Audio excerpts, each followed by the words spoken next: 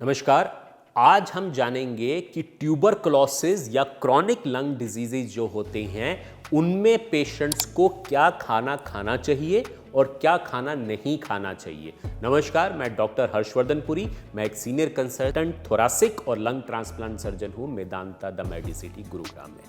तो सबसे पहले बात करेंगे, मेरे पास कई कॉल्स आते हैं जो पेशेंट मुझसे पूछते हैं हमें कोई क्रॉनिक लंग डिजीज़ है, ट्यूबरकुलोसिस बहुत कॉमन है इंडिया में, वो है, हमें क्या खाना चाहिए। तो सबसे पहले मैं बताऊंगा कि हमें क्या खाना चाहिए, ऐसे पेशेंट्स को क्या खाना चाहिए। इन पेशेंट्स को हरी पत्तेदार सब्जियां अपनी डाइट में बढ़ानी चाहिए। इससे रफेज बनता है, खून बनता है और पेशेंट की जो लंग कैपेसिटी होती है वो इंक्रीज करती है।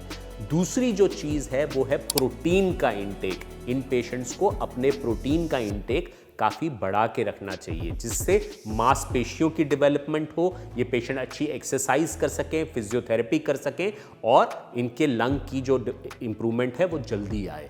तो प्रोटीन किस प्रकार से ले सकते हैं, ये वेजिटेरियन जो हैं वो पनीर खा सकते हैं, सोयाबीन खा सकते हैं, दालें खा सकते हैं, टोफू खा सकते हैं, और जो नॉन वेजिटेरियन हैं वो एग्स खा सकते हैं, चिकन खा सकते हैं। इन सब चीज़ों को लेने की वजह से प्रोटीन इंटेक इनको बढ़ा के रखना चाहिए। तीसरी चीज़ जो बहुत इंपॉर्टेंट है इन पेशेंट्स के अंदर कि फ्लूइड इंटेक कम से कम, अगर आपके फिजिशियन ने मना नहीं किया है तो कम से कम 3-3.5 लीटर पानी आपको रोज़ पीना चाहिए। इससे आपकी किडनीज फ्लश रहेंगी, लिवर साफ रहेगा और आप में ताकत रहेगी, वेल हाइड्रेटेड रहेंगे।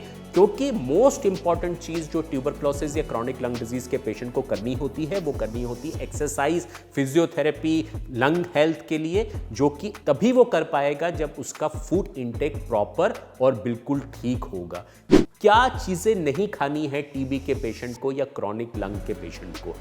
प्रोसेस्ड डाइट नहीं लेनी है। प्रोसेस्ड डाइट क्या होती हैं? प्रोसेस्ड शुगर, चीनी, बहुत मीठा, carbohydrates, junk food, pizzas, cold drinks, smoking, vaping, हुक्का, ये सब चीज़ें ट्यूबरकुलोसिस के पेशेंट को अवॉइड करनी है। ये सारी चीज़ें जो हैं हमारे शरीर में कई प्रकार के एसिड्स को पनपती हैं और उससे हमारी लंग हेल्थ वीक होती है, हमारी एक्सरसाइज कैपेसिटी वीक होती है और हमारी क्रॉनिक लंग डिजीज़ का जो इम्प्रूवमेंट आना है वो बहुत लेट हो जाता है। तो हमने देखा क्या खाना और करना चाहिए ट्यूबरकुलोसिस के पेशेंट को और क्या खाना नहीं चाहिए और क्या नहीं करना चाहिए हमारे ट्यूबरकुलोसिस के पेशेंट को। अगर लोग ये चीज़ फॉलो करेंगे, ये पेशेंट्स, तो बहुत जल्दी इनकी दवाइयाँ असर करेंगी और ये पेशेंट जो हैं बिल्कुल ठीक होकर अपनी दिनचर्या को फॉलो कर पाएंगे। नमस्कार, धन्यवाद।